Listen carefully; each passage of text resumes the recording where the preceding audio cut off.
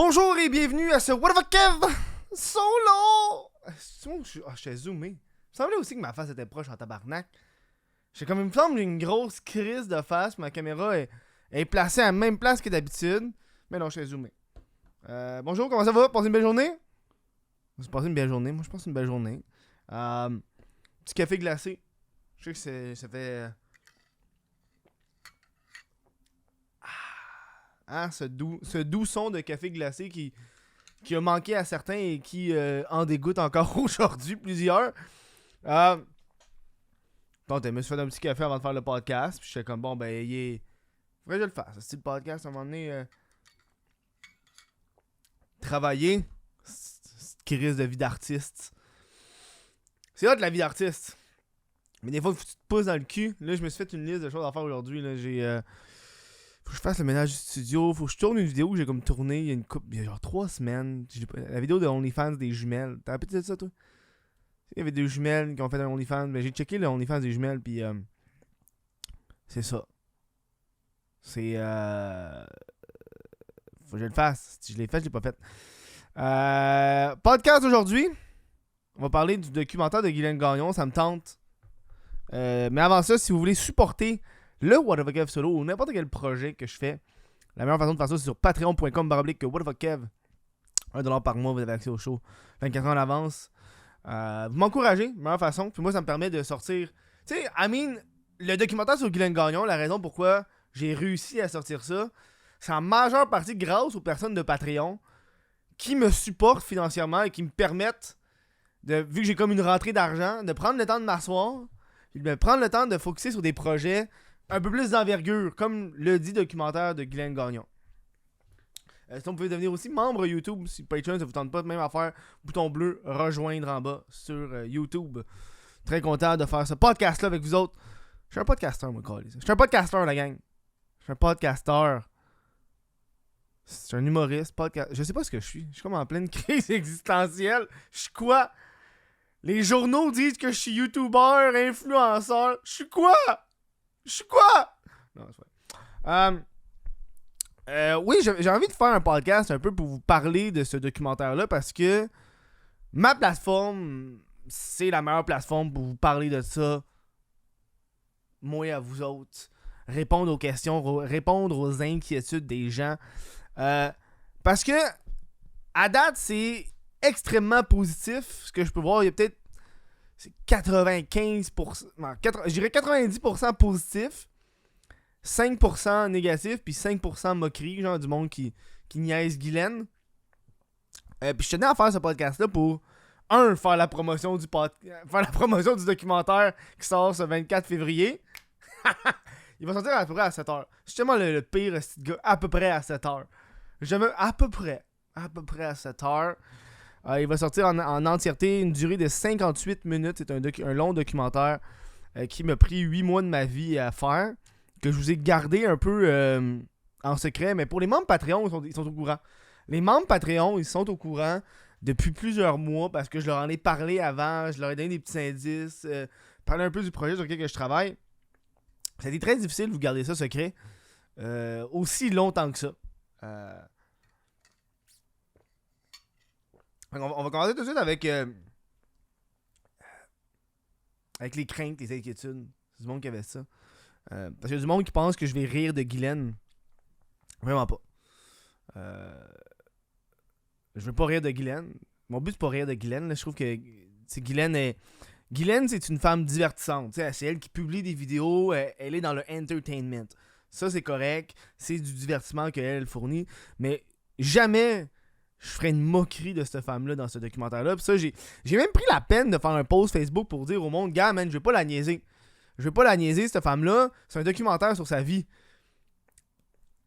Pourquoi? Je l'ai jamais niaisé auparavant. J'ai jamais fait de vidéo pour dire qu'elle était conne. J'ai jamais mis de commentaires parce que moi, on va être honnête avec vous autres, à part le documentaire, j'étais pas un consommateur de Guylaine Gagnon. Je sais c'est qui Guylaine Gagnon. J'ai vu ses vidéos popper, mais j'étais pas consommateur de Guylaine Gagnon tant que ça. Ma mère, grande fan de Guylaine Gagnon. Ma mère adore Guylaine Gagnon. C'est ma mère qui m'a montré c'est qui Guylaine. Ma mère est grande fan finie là. Puis elle aimait Guylaine Gagnon parce qu'elle la trouve divertissante. Puis je pense qu'il y a beaucoup de gens qui sont dans cette... Tu sais, les fans de Guylaine, ceux qui l'aiment parce qu'ils la trouvent divertissante, ce documentaire-là va leur parler. Ceux qui aiment rire de cette femme-là, ce documentaire-là, malheureusement, ne sera pas pour vous autres, la gang. Je veux pas rire de cette femme-là. On s'entend que c'est What the fuck Kev, c'est moi. Puis ça, faut que j'ai un rebrand de style. Je suis comme. Je parlais avec mon ami hier, faut que je rebrand. Je suis en train de penser à ça, on m'a enlevé le What the fuck. Ça va juste être Kev. On va régler ça. Puis je commence à faire de la scène, puis là, le monde sont confus, c'est un YouTuber. Je suis comme, non, je suis un humoriste, moi, changer ça pour juste Kev. Ça va finir là, moi. De toute façon, moi, j'aime ça m'appeler Kev sur scène. Short and sweet. J'ai toujours gardé un peu de ma vie privée, puis ça, je trouve que c'est parfait. Puis on va garder Kev. Je suis comme en train de penser à ça. Puis je pense que ça a été bright de faire ce changement-là avant la sortie du documentaire. Parce que là, je vois juste What the fuck Kev partout, tu sais. Ouais, fait que je veux pas rire de cette femme-là. On parle en détail de sa vie. On a beaucoup de gens qui ont accepté de passer en entrevue dans le documentaire, qui parlent de Guylaine, qui parlent de sa vie. Donc c'est vraiment... c'est quasiment... il y a des anecdotes sur Guylaine, il y a... Puis d'un autre côté, c'est nous qui cherchons Guylaine. Fait qu'on a comme deux parties au documentaire. C'est des gens qui vont parler de Guylaine. Puis, vous avez vu dans la bande-annonce, le gars qui parle, qui se fait rentrer une brosse dans le cul, c'est Rick Hard, l'acteur porno, qui a fait les scènes avec Guylaine. Jack Leblanc il est dans le documentaire, un autre YouTuber. La raison pourquoi il est dans le documentaire, c'est parce que il était supposé faire une vidéo avec Guylaine, puis ça n'a pas marché. Fait que je trouvais ça important de le mettre dans le documentaire, parce que lui, c'est comme une vidéo qui a entamé, puis finalement, ça allait tomber dans l'oubli, cette vidéo-là. Fait qu'il parle un peu de ça. Puis on a aussi son ancien manager, parce que Guylaine, elle avait un manager web. Puis lui, dans le documentaire, il a accepté de parler, puis ce gars-là, c'est une mine de renseignements sur Guylaine. C'est fou, là. Fou. Fait que c'est vraiment un aspect documentaire sur qui qu'elle est. Puis c'est juste ça. Qui qu'elle est? Qu'est-ce qu'elle fait? Où est-ce qu'elle est aujourd'hui? On tente de répondre à cette question-là. Parce que Guylaine puis j'ai comme toujours eu cette fascination-là envers un peu les One Hit Wonder. J'aime beaucoup là, où est-ce qu'ils sont aujourd'hui. J'aime savoir ces affaires.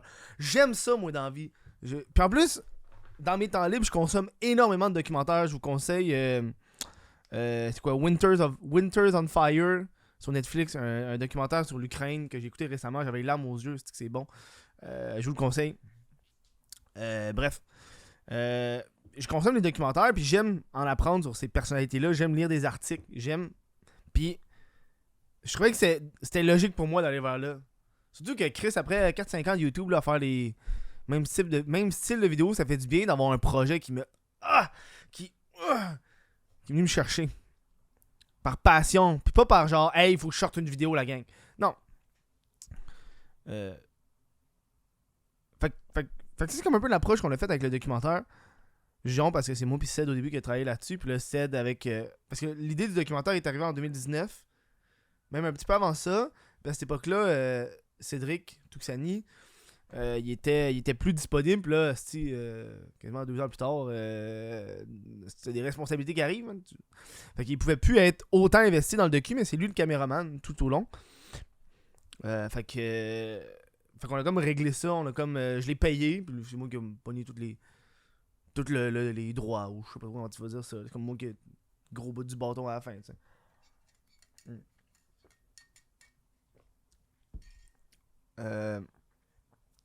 Le docu à l'origine je voulais sortir plus tôt, mais j'ai jamais autant douté d'une vidéo. Honnêtement, quand je sors une vidéo YouTube, tu sais, je fais une vidéo YouTube, je le regarde 1 ou 2 fois, je le montre à peut-être une personne, des fois je le montre pas, je le publie sur YouTube, ça finit là. Mais ce documentaire-là, tous les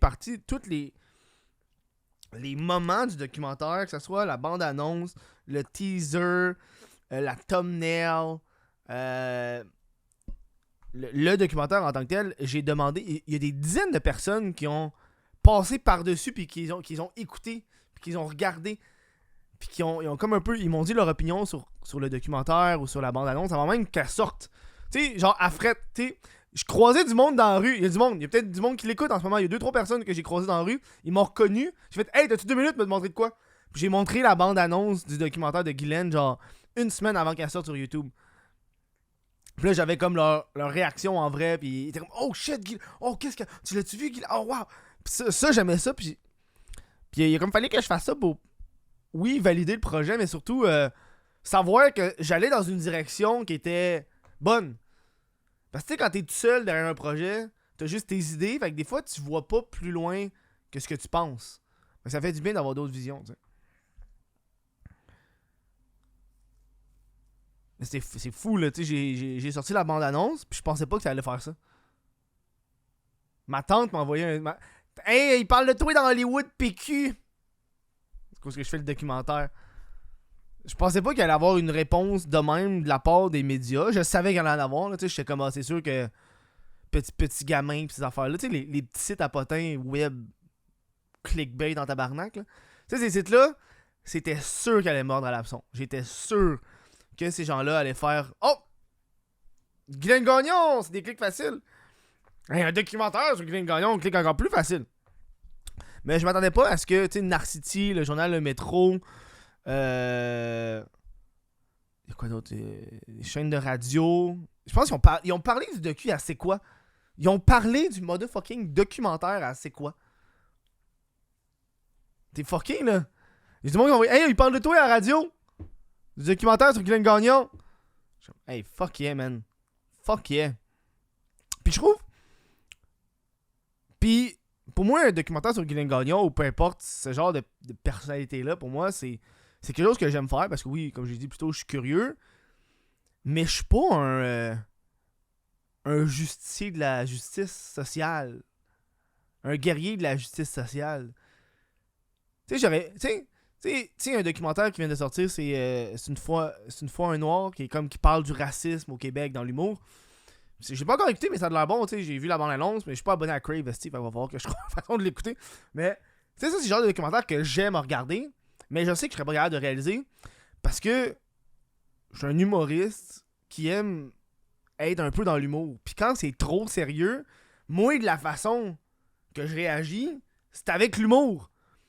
Fait que c'est plus rough quand tu veux faire un documentaire sur l'inégalité, je sais pas, l'inégalité homme-femme. Pis tu calls des jokes de temps en temps, ça passe crissement pas bien. Mais on dirait dans le docu à Guylaine, tu sais, des fois, il y a des jokes qui se passent, il y a des moments qui sont très drôles. Il y a un de mes moments préférés, c'est avec Ricard, quand on est chez lui, vous allez le voir, c'est un de mes moments préférés, parce que l'humour est dans l'inactivité. Le silence total est tellement drôle que c'est un de mes bouts préférés du documentaire au grand complet. Puis, je vais pas vendre le punch, là, mais en fait, c'est même pas un punch. C'est tout le monde à qui j'ai montré le documentaire, tout le monde, Rick Hard, puis je l'ai même dit à Rick Hard a été la personne coup de cœur. Tout le monde a apprécié Rick Hard dans le documentaire parce qu'il est comme, tu sais, il est vulgaire, il parle de pornographie, mais aussi il a une sensibilité parce que dans le documentaire, il admet un peu ses torts qu'il y a eu envers Guylaine, ce qui est quand même très beau. Très le fun. Très, très humble à écouter. Je pense que c'est pour ça que le monde l'aime dans le docu, tu sais. Puis ce documentaire-là, c'est peut-être le début d'une nouvelle aventure pour moi. Avant de parler de ça, je vais revenir aux médias. Si mes idées sont partout, j'aurais dû prendre des notes. Là. Mais juste avant ça, j'ai remarqué que qu'il y a des médias qui sont paresseux. Je peux-tu le dire? Tu sais, il y a des médias qui ont juste repris un documentaire sur Guylaine Gagnon, puis ils ont juste mis la publication, un titre ultra clickbait, puis ils ont pris ma publication Instagram, puis ils l'ont mis, t'sais. Ça finit là. Puis il y en a plein, là, qui c'est juste ça. Les meilleurs, ça a été Narcity, qui a pris la peine de me contacter pour dire « Hey, j'ai une couple de questions, veux-tu répondre? » Le journal Métro, même affaire. J'ai 3 questions, veux-tu répondre? Il y a un podcast, si j'ai oublié c'est quoi le nom, si je calme, mais bref, il y a un podcast, j'ai oublié c'est quoi le nom, je me sens vraiment épais, là. Tu sais, ces gens-là qui ont pris la peine, puis même, un affaire qui m'a fait vraiment chier, là, puis je suis même pas dans le média, là, puis moi je m'en calisse, parce que moi ça me fait plus de promotion gratuite, là, mais il quand Narcity m'a contacté, puis là, j'ai répondu à leurs questions, puis là, ils ont écrit l'article, puis ils ont dit « Kevin dit ça. Il y a du monde qui ont repris l'article de Narcity. Ah oui, il a dit à Narcity ça. Oh, tabarnak de colis de paresseux de bout de vierge. Pourquoi toi, Steve Nightlife, pourquoi toi, tu m'as pas contacté pour avoir... Ça m'a comme... Je suis comme plus en tabarnak pour les médias qui ont fait l'effort de me contacter, qui se font voler leur contenu. Je suis plus en colis après eux autres. Mais pas après eux autres, mais pour eux. Je suis plus en colis pour eux autres. J'empathise. Grosse empathie.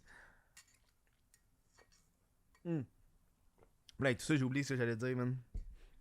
C'est que je pars tout bras, tout côté. Oui, début. Si. À date, l'engouement du documentaire est très. Là. Le monde a hâte de voir. Le monde ils ont hâte. Mais moi, vous avouez, ça me stresse en tabarnak, la gang. J'ai jamais autant été stressé pour une vidéo. Puis mon ami me dit Yo Kev, en ce moment, tu vis ce que tous les réalisateurs de films vivent. Tu sais, quand ils réalisent un film, puis là, t'as des bandes annonces, puis là, le moment qui arrive dans les salles de cinéma, ça va-tu être. Le monde va-tu aimer, le monde va-tu pas aimer? Je le vis en ce moment. J'ai jamais vécu ça avec YouTube de toute ma colise de vie, avec les podcasts. Puis en ce moment, je le vis. J'aime pas ça. C'est pas cool. C'est pas le fun. C'est pas le fun. J'ai peur de décevoir le monde. J'ai peur que le monde sont tellement calissement hype. Puis ils regardent le documentaire, puis c'est pas ce qu'ils voulaient. Puis ils sont déçus. Puis là, je suis comme, fuck, mais je sais pas, c'est moi, c'est. Si t'aimes pas mon type de montage, si t'aimes pas mon type d'humour, tu risques de pas aimer le documentaire pendant tout. Ça me stresse en tabarnak. Ça me stresse énormément. Là, je commence à... Plus les journées avancent, plus c'est difficile. Puis aussi, tout le monde veut des exclusivités. J'étais comme... Je suis pas prêt à ça. Moi, j'étais tout seul. Motherfucking... c'est quoi? Québec Scoop, des Scoop qui me contactent puis qui me dit « Hey, on veut un extrait exclusif. » Je suis comme... J'ai pas ça, moi. J'ai pas ça. J'ai pas prévu ça, moi. J'ai pas ça. Tous les extraits que je trouvais qui étaient cool puis que je voulais spoiler sont dans bande-annonce. Si je vous donne des affaires, je spoil le monde. J'ai pas envie. Fait qu'il a fallu que j'ai carrément été prendre un segment qui a même pas fait la cote finale du documentaire. C'est un segment de 45 secondes qui parle de quand Guylaine était escorte. Puis finalement, je l'ai pas mis dans le documentaire parce que il fitait nulle part. Il fitait juste pas. Il y avait aucun enchaînement. Il fitait juste pas. Fait qu'il a fallu que je monte ça exclusif pour le renvoyer. Puis là, on est genre le 21. Ils sont supposés le publier aujourd'hui. Ils vont peut-être pas le publier. Je sais pas. C'est eux qui l'ont. Ils font ce qu'ils veulent avec. Là. Ouais. C'est peut-être le début d'un nouveau... Ça, j'ai dit un peu. Là, d'une nouvelle suite de projets pour moi. Me sortir un peu du YouTuber classique. Avec les documentaires, c'est ce genre de contenu un peu plus sérieux qui attire quand même l'attention. Plutôt que de faire des vidéos pour faire du cash, pour après ça vivre, faire ça être malheureux. Puis là, tu te brainstorm, puis là, tu t'en vas dans un cercle sans fin de je dois faire de nouvelles vidéos pour pouvoir être payé. Puis là le côté artistique n'est plus parce que tu veux juste rester populaire. Chose qui commençait à me taper ses nerfs. C'est pour ça que j'ai comme un peu arrêté de faire des vidéos. Puis j'ai comme commencé à faire ce projet-là. Mais si ce projet-là va très bien, Guylaine, le documentaire, embarqué sur une série documentaire par la suite. J'ai toujours pas le titre. Toujours pas. Mais parce que Guylaine, c'est le seul sujet qui me permettait de faire un documentaire de quasiment 1 heure, là, 58 minutes. Mais les autres sujets, comme, tu sais, mettons, Tequila and Kane, Mon père est riche en tabarnak. Ça, c'est des sujets de documentaires que j'aimerais aussi. Tu sais, ces gens-là, ils ont eu un fame, ils sont devenus un meme. Qu'est-ce qui s'est passé avant? Qu'est-ce qui s'est passé après? Aujourd'hui, qu'est-ce qu'ils font? C'est des affaires qu'on veut savoir. J'ai envie de répondre à ces questions-là. Mais ça mérite pas 1 heure. Tequila and Kane, ça... Il n'y a pas 1 heure que je peux faire avec ça. Là. Même moi, je sais, je serais pas capable de faire 1 heure avec ça. Fait que tu sais, des épisodes d'une 20aine de minutes, faire une série à la place. Puis là, pour cette fois-ci, je vais avoir besoin de peut-être me partir un truc à la ruche ou du socio-financement avant de débuter le projet. Parce qu'avec Guylaine, je peux me permettre de débourser de ma poche. Puis après ça, sortir les DVD pour me faire rembourser. Puis les DVD en partant sont partis en 6 heures, tabarnak. J'étais tellement stressé que ça allait pas vendre. J'avais prévu de faire une vidéo YouTube après ça pour vendre le reste. Mais finalement, cette vidéo-là, j'ai même pas besoin de la faire parce que j'ai déjà vendu toutes les DVD. Puis parlant des DVD, vu qu'il n'y en a plus, petite annonce pour les gens qui ont resté et qui sont curieux, là. Il n'y a plus de DVD, mais j'en ai gardé un. Il y en a un qui n'était pas sur le site web, j'ai fait exprès de pas le vendre. Je l'ai gardé. Il dit c'est celui-là en plus, celui que j'ai. Je vais le faire tirer au mois de mars. Mars. Pour mes membres Patreon. Fait que tu as juste besoin d'être membre Patreon. Je vais le faire tirer. C'est legit, c'est la dernière copie qui reste. À part la mienne. Dernière copie. Puis en plus, c'est pas juste. C'est une copie spéciale. Parce que c'est la copie numéro 69. Oui, c'est la copie numéro 69. Je pouvais pas ne pas la faire tirer. La copie 69. Fait que si vous n'avez pas eu le DVD, abonnez-vous, membre Patreon. Je vais faire tirer ça au mois de mars. Soyez restés à l'affût. Parce que je sais pas quand je vais faire ça. Je vais juste faire une annonce. Peut-être dans des podcasts, moi l'annoncer. Puis les DVD, quand je les ai fait, justement, j'ai fait le chemin inverse parce que si je faisais, pour le docu de Guylaine, si je faisais un socio-financement avant même le projet, je divulguais au grand jour à tout le monde ce que je faisais, le documentaire sur lequel j'allais travailler. Mais moi, je voulais garder ça secret, sortir la bande-annonce, surprendre le monde. Puis là, quand la bande-annonce, ça sort, ça fait comme « Oh! Il y a un documentaire sur Guylaine Gagnon. Oh! Il sort dans 2 semaines. Oh! » C'est ça que je voulais, c'est exactement ça qui est arrivé.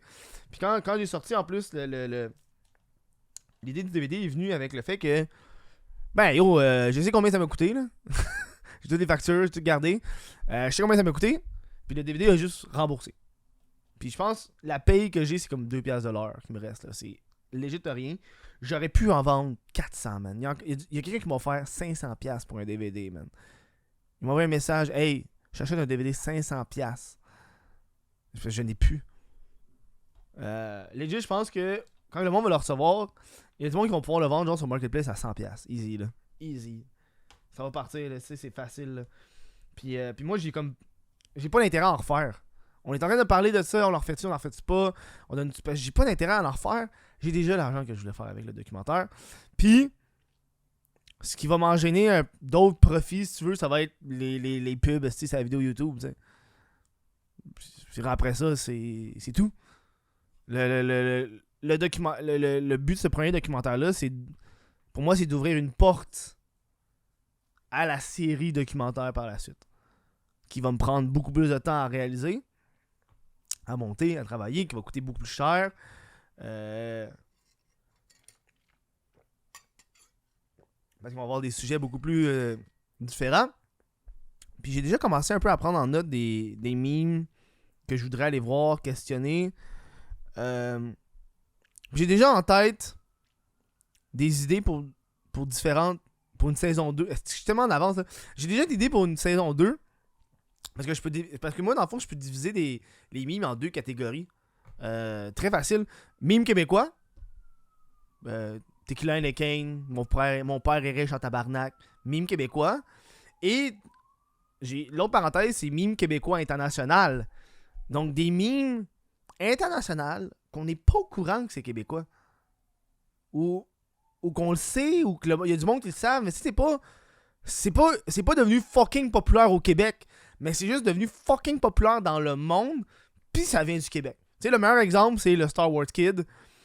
Star Wars Kid, c'est comme le meilleur exemple, mais le gars, il a jamais fait d'entrevue, il va jamais faire d'entrevue. Mais ça, c'est comme l'exemple parfait, là, le Star Wars Kid. Il y a d'autres exemples de même que j'ai eu en tête, puis ça va demander d'autres recherches, d'autres trucs, puis je pense que me diriger vers ça, vers plus le documentarisme, avec le stand-up, ça va être un beau combo, je trouve, qui va me faire du bien, là, Chris, après 7 ans à faire ce job-là, là, c'est pas... Ben, 7 ans, je sais pas si ça fait 7 ans, là. On dirait pour moi, la COVID, ça a tout chier, là. Ça fait du bien. Ça fait du bien. Documentaire sur Guylaine, qui va être disponible le 24 février gratuitement.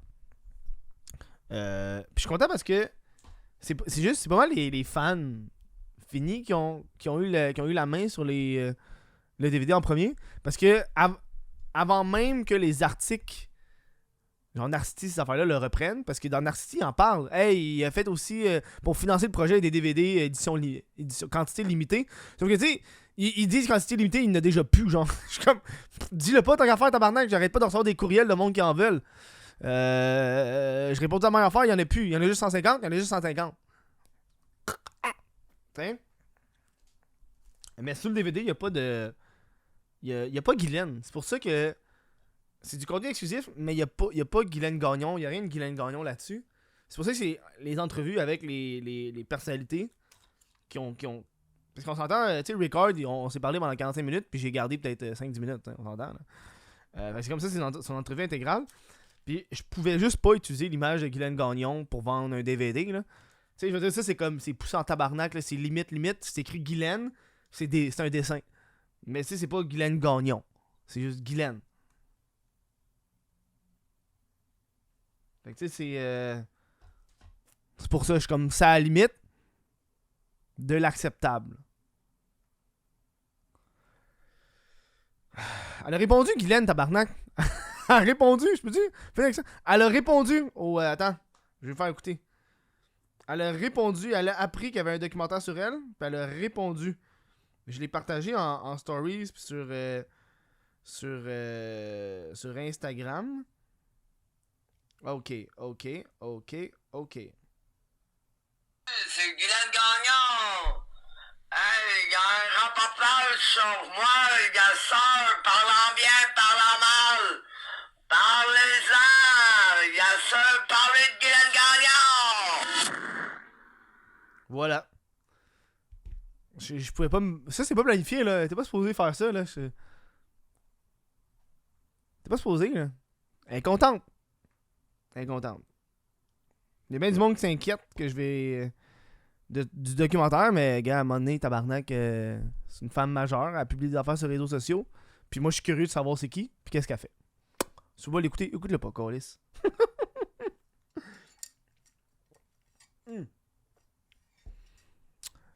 C'est ça. Merci à tout le monde d'avoir écouté ce podcast-là. Si vous avez apprécié, vous pouvez devenir membre Patreon. C'est la meilleure façon de me supporter et d'encourager. Si vous aussi courir la chance de gagner le DVD numéro 69, Guylaine, avec le DVD exclusif du documentaire Guylaine. Ça se passe sur patreon.com/whatthefuck aussi.